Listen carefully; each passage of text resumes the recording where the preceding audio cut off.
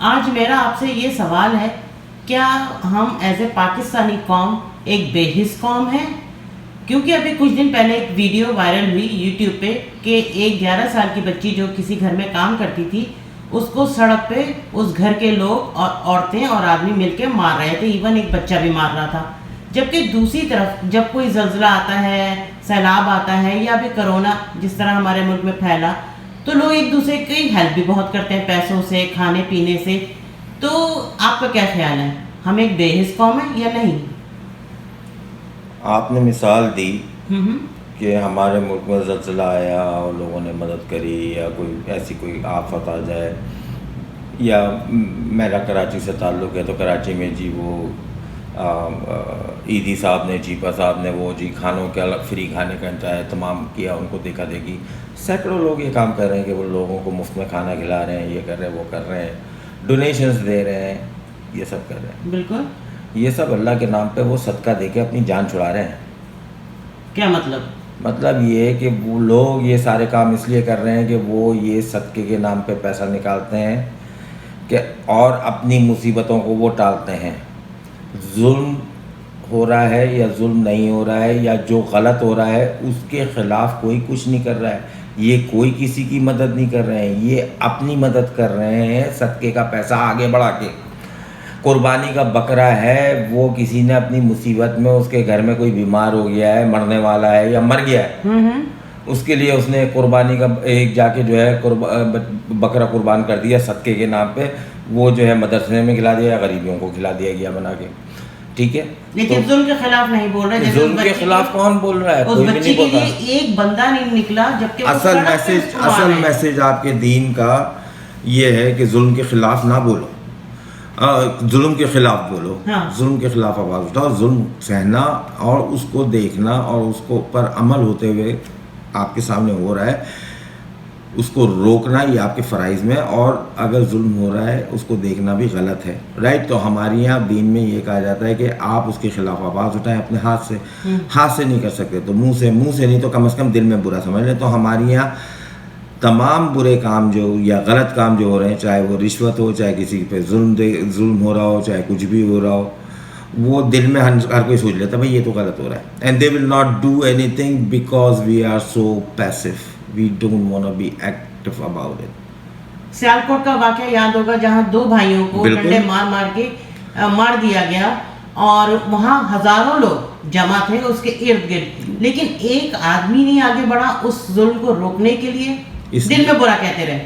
دل میں کیا برا کہتے رہے، وہ سب انجوائے کر رہے تھے اور ویڈیوز بنا رہے تھے. ہاں، اسلام میں سب سے پہلے تھا، مطلب حضرت عمر کے دور میں وہ ختم کر دیا گیا تھا. مطلب مجھے اتنا بولنا نہیں چاہیے، لیکن کہ چوری کی سزا ہاتھ کاٹنا، جتنی بڑی چوری ہے اتنا زیادہ آپ کا ہاتھ کا حصہ کاٹ دیا گیا. لیکن حضرت عمر کے دور میں اس لیے اس چیز کو ختم کر دیا گیا تھا کہ حاکم وقت اگر سب کو روزگار پرووائڈ نہیں کر پا رہا ہے تو اس ملک میں یہ ہاتھ کاٹنے کا قانون بھی نہیں ہونا چاہیے. تو اس وجہ سے یہ قانون ختم ہو گیا. تو اگر ان لڑکوں کو چوری کی وجہ سے پکڑا تھا تو موت تو ان کی سزا تھی ہی نہیں. اور ایسی موت کو انسان جس طرح ان کو ڈنڈے مار کے، جس طرح ان کو الٹا لٹکا کے مارا ہے اور ان کی جان لے لی گئی، وہ تو آپ کے دین میں اس کی اجازت ہے ہی نہیں.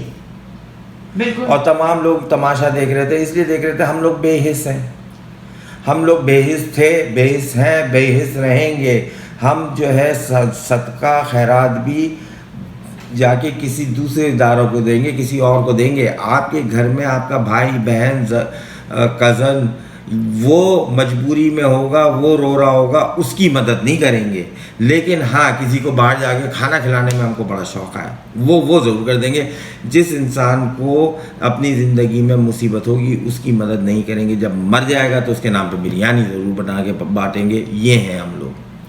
اچھا، ہمارے ملک میں ویسے تو چائلڈ لیبر کے بہت سارے قانون ہیں، لیکن یہ 11 سال کی بچیوں کو جو لوگ اپنے گھر میں ملازم رکھ لیتے ہیں، غلط ہے، بالکل غلط ہے. دوسرا یہ کہ ہمارے ملک میں شو آف بہت ہے. شادیوں پہ ہزاروں روپے، کروڑوں روپے ضائع کر دیتے ہیں صرف شو کے لیے. کیا ہم اس سے دوسرے لوگوں کی، غریب لوگوں کی، یا وہ بچیاں جن کی شادیاں صرف پیسے کی کمی کی وجہ سے نہیں ہو پاتی، ہم ان کی ہیلپ نہیں کریں گے؟ لاکھوں کا اپنا جوڑا بنا لیں گے جو ایک دفعہ پہنیں گی.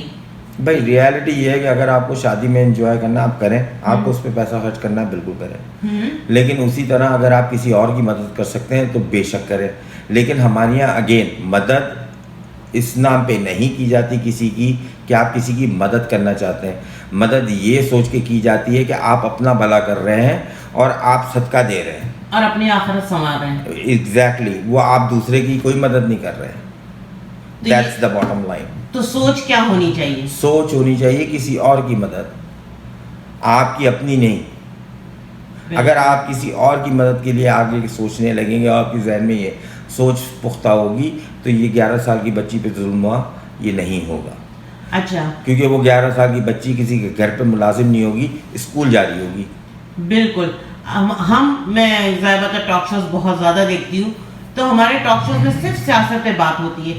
ایک عام آدمی کو بلا کے اس کے مسائل, اس کی جو پرابلمز ہیں یا جو بھی ہے اس کے بارے میں کیوں نہیں بات ہوتی؟ Because they don't care. They don't really care. آپ کو میں نے بتا دیا ہے, ان کو اس سے کوئی مطلب نہیں ہے. اینکرز ان کو پیسہ ملتا ہے اور ان کو جو لوگ پیسہ دے رہے ہیں وہ یہی سیاستدان یا بیوروکریٹس ہیں جن کو اپنے مقاصد نکالنے ہوتے ہیں. تو وہ چینل یا وہ شو کا پروڈیوسر جو ایگزیکٹو پروڈیوسر ہے یا وہ اینکر, ان سب کو پیسہ ملتا ہے اس بات کا. ان کو اس بات کا پیسہ نہیں مل رہا ہے کہ جا کے دوسروں کی مدد کرو. ہاں, وہ ایک لڑکا تھا, کیا اسرار نام تھا, وہ جو شو کرتا تھا اور جا کے جو ہے جو الٹے سیدھے کام ہو رہے ہیں ان کی ویڈیوز بناتا تھا. ان کو اقرار صاحب وہ کر رہا تھا. اس نے تھوڑی بہت ایک آواز اٹھائی, ٹھیک ہے, کہ وہ غلط چیزیں دکھا رہا ہے یا ان لوگوں کے لیے اس نے باقاعدہ کام بھی کیا, ان کو پکڑوانے کی کوشش بھی کری. لیکن کہاں ہیں وہ لوگ آج جن کو اس نے پکڑوایا ہے یا وہ سب کچھ سب دوبارہ شروع ہو گیا. اس لیے کہ ہم لوگ بے حس ہیں, ہم کو کوئی فکر نہیں ہے, ہم کو کوئی فاقہ نہیں ہے. ہم صرف اپنی ہی چکر میں رہتے ہیں, اپنی ہی ذات کو دیکھتے رہتے ہیں اور اسی کے لیے ہم کام کرتے رہتے ہیں مرتے دم تک. Thank you.